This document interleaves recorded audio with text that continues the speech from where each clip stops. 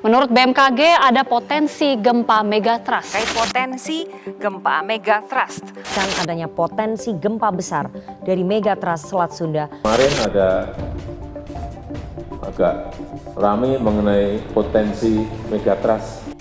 Indonesia terletak di antara pertemuan lempeng Indo-Australia, Eurasia, dan Pasifik.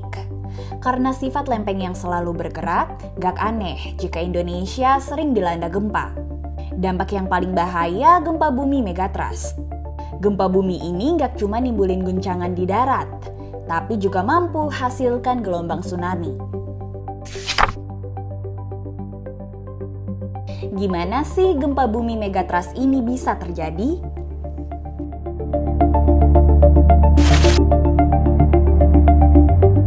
Bagian luar bumi tersusun dari lempeng-lempeng tektonik yang bergerak. Ini dijelaskan sama Mackenzie dan Robert Parker, dua ahli geofisika asal Inggris. Pada 1968, mereka menyampaikan gagasan yang kini disebut teori lempeng tektonik. Seenggaknya ada 7 lempeng utama yang tersebar di dunia.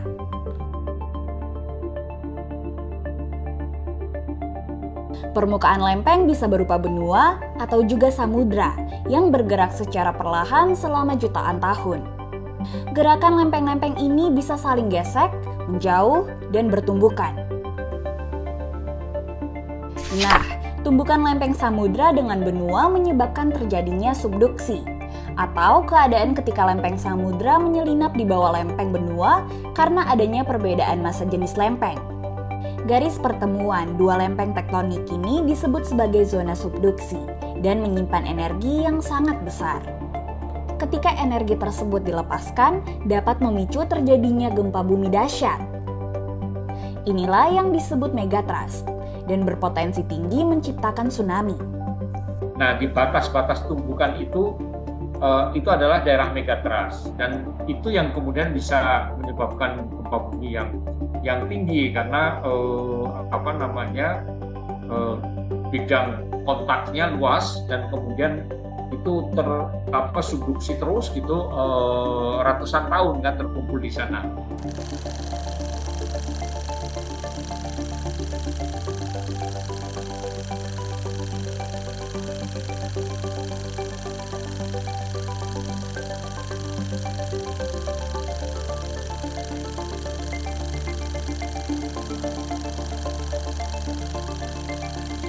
Data bilang bahwa zona subduksi di Indonesia terbagi atas 13 segmen dan tersebar dari Aceh sampai Papua. Dan itu daerah subduksi semuanya, dan itu potensi gempa bumi megatrust istilahnya begitu, dan itu besar, bisa sampai skala 8 ke atas lah, 8,5 atau bahkan mungkin 9 ya, kayak yang di Aceh, lebih dari 9 ya. Ya, Aceh. Gempa dan tsunami di sana pada 2004 silam adalah contoh megatrust di Indonesia. Data bilang kalau kekuatan gempa saat itu capai 9,15 momen magnitudo. Ada juga yang sebut gempa Aceh kekuatannya sentuh 9,2 momen magnitudo. Semua zona subduksi kata ahli punya potensi gempa megatrust. Di Indonesia ada lebih dari 20 megatrust yang terekam, dari 1699 sampai 2010. Satu riset bilang kalau ada seismic gap di zona subduksi selatan Jawa. Ia adalah wilayah yang aktif secara tektonik, tapi nggak terjadi gempa dalam waktu yang lama. Wilayah-wilayah ini menyimpan potensi gempa dengan kekuatan lebih besar.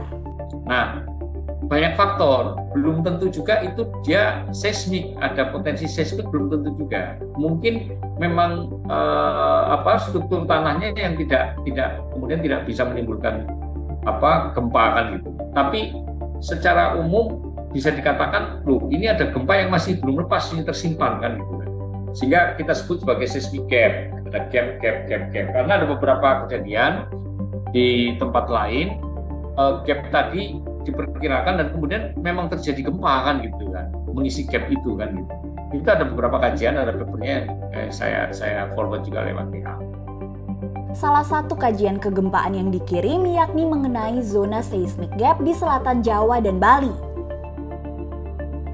Setidaknya ada 3 wilayah, yaitu di selatan Sunda, selatan Jawa, dan selatan Bali. Sudah lebih dari 400 tahun gak ada aktivitas tektonik yang signifikan di 3 lokasi tadi. Ahli geologi Hindia Belanda Alfred Wichmann mencatat bahwa terjadi 2 gempa besar pada 1584 sampai 1586. Untuk zona subduksi selatan Sunda tercatat pada 1699 dan 1780 dengan kekuatan 8,5 momen magnitudo. Kalau di selatan Jawa, ya di Selat Sunda itu di bawah Jawa Tengah Cilacap, kemudian di sekitar Bali itu paling nggak 3 itulah kira-kira ya dalam tanda petik ya yang ada gap yang tidak terlalu padat gempa dibandingkan yang lain. Makanya kita berspekulasi bahwa itu mungkin yang kemungkinan akan ada aktivitas ya dalam waktu yang tidak terlalu lama juga pun tanda petik ya. Potensi bencana megatrust telah disampaikan para ilmuwan. Lalu sejauh mana kesiapan mitigasinya? Kita tahu bahwa negara kita Indonesia adalah termasuk negara yang paling rawan bencana.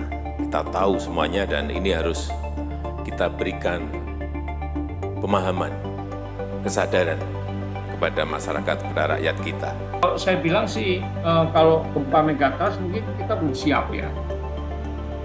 Saya harus mengatakannya demikian, karena yang contoh-contoh gempa dengan sesar yang ada di darat, yang relatif jauh lebih kecil, itu juga kita masih banyak kedodoran kan di sana sini ya kan gitu kan. Makanya kalau bicara tentang megatrust itu udah sangat luar biasa, besar sekali goncangannya dan